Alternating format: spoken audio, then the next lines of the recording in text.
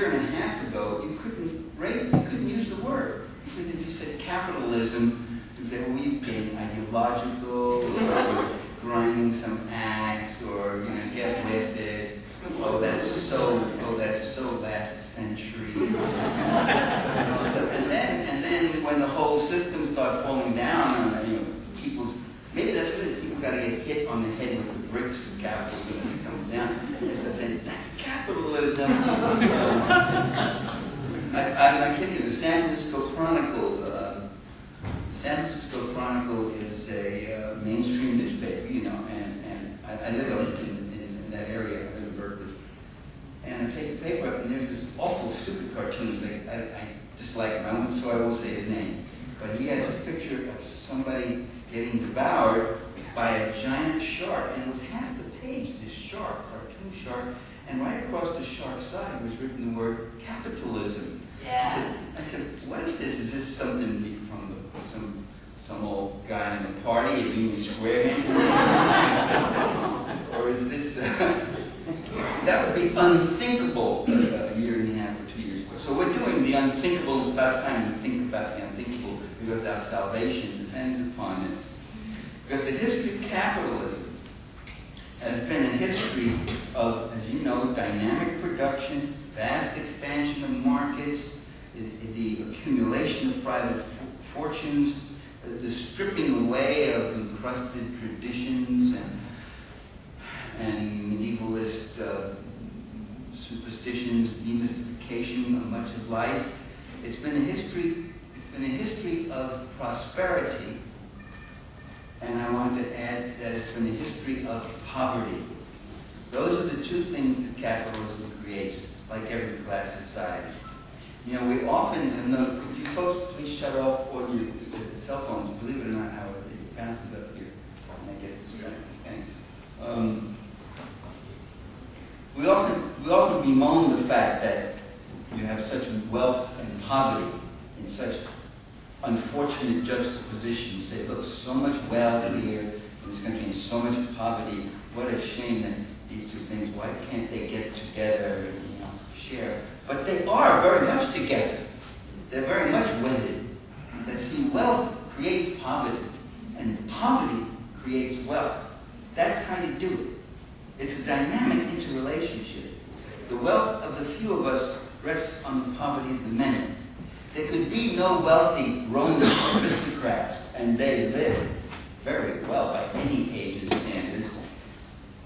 I wrote that book on Rome, the assassination of Julius Caesar.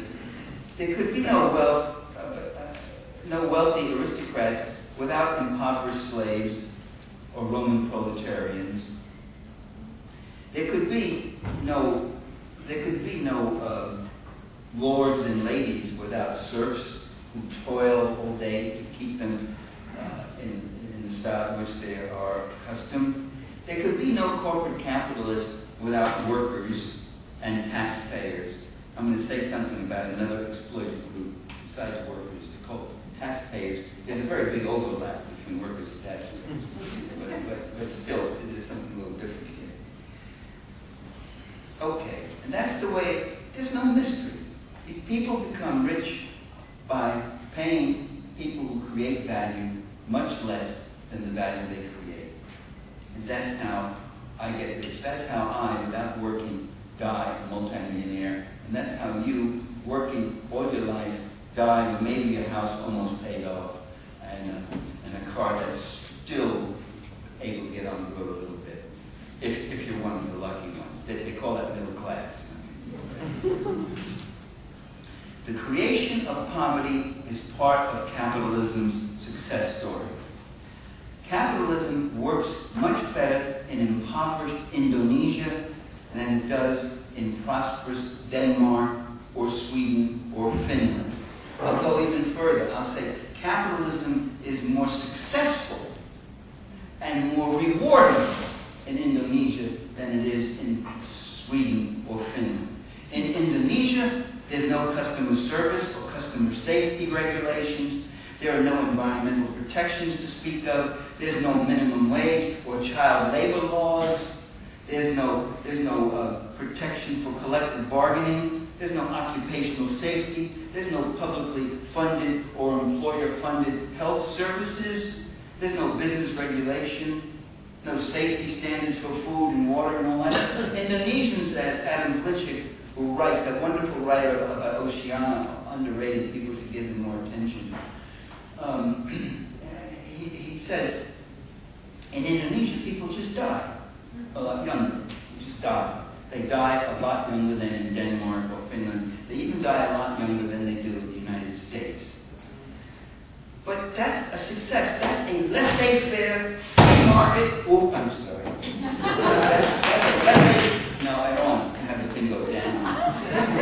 That's a laissez.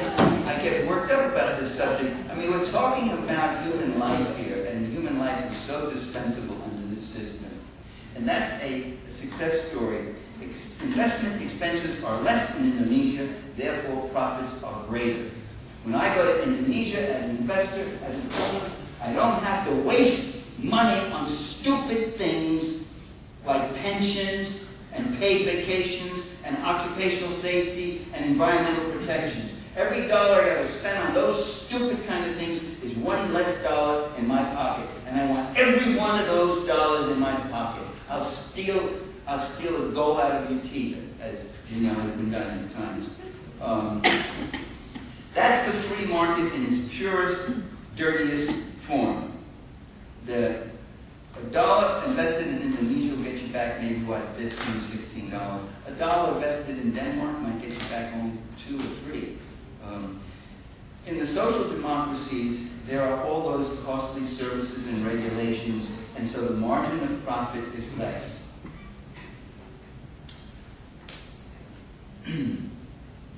So success of the system is measured by who benefits, as the Romans said, cui bono, who benefits from it. Because then one person's failure is another person's success. And the goal is not prosperity for the people, but capital accumulation for the plutocrats.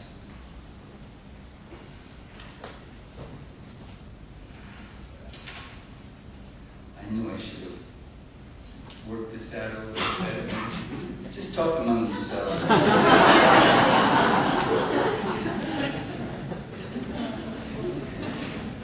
Okay.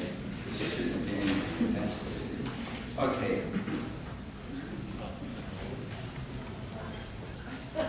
The capitalist state has 2 functions.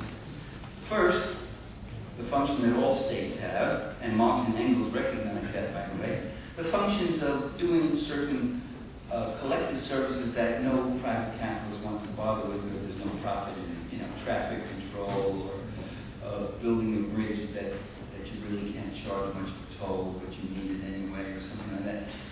The things that they can't make a profit in, they give it to the state, or things that are needed, currency. Everything you mentioned, of course, you could also say, but there was private currencies. There were, even in Adam Smith's day, bridges that had private ownership and tolls for private owning and such.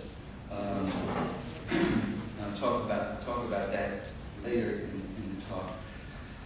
But that's the usual functions of the state. There's another function of the state that everybody talked about, and that was the function of mobilizing a collective police power to protect property against those who don't have property, to protect those who own everything against those who don't own it.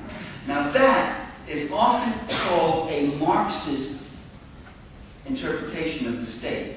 Let me tell you, it wasn't Marx. John Locke said that. Thomas Hobbes said that. John Harrington said that. You go on, James Madison said it. Federalist Paper number 10. The most common and durable source of faction, and by faction we meant class divisions, is the various and unequal distribution of property. Those who own and those who don't are forever at each other's. They all said it. What happened when Marx and Engels said it is they said it disapprovingly.